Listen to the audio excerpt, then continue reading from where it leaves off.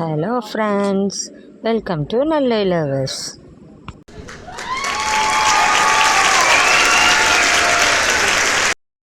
Friends, இந்த வீடியோவில் நம்ம இப்போ என்ன பார்க்க போகிறோம் அப்படின்னு சொன்னால், பொதுவாக நம்ம வீட்டில் வந்து கண் திருஷ்டி ஏற்பட்டு நம்ம வீட்டில் நிம்மதி இல்லாமல் இருப்போம். எப்போ பாரு ஏதாவது உடம்பு சரியில்லாமல் வந்துக்கிட்டு ஏதாவது வீண் விரயமாகிட்டு கணவர் மனைவிக்குள்ளே ஏதாவது ஒரு பிரச்சனை அந்த மாதிரி இருந்துக்கிட்டே இருக்கும்.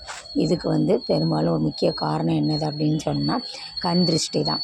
அந்த கண் திருஷ்டியை போக்கக்கூடிய எளிய பரிகாரத்தை தான் நம்ம வந்து என்ன செய்ய போகிறோம், இந்த வீடியோவில் நம்ம இப்போ பார்க்க போகிறோம்.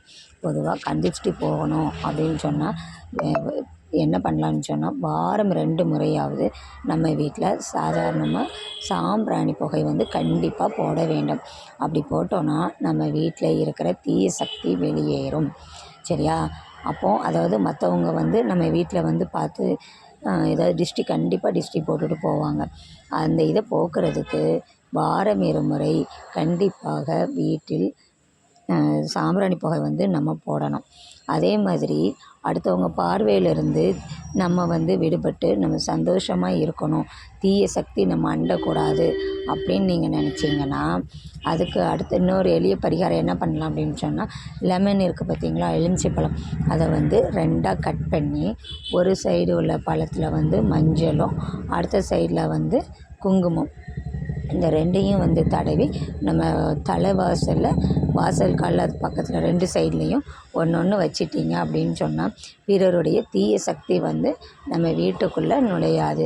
இந்த எலுமிச்சை பழத்துக்கு வந்து தீய சக்தியை தடுக்கக்கூடிய தன்மை வந்து மிகவும் அதிகம்.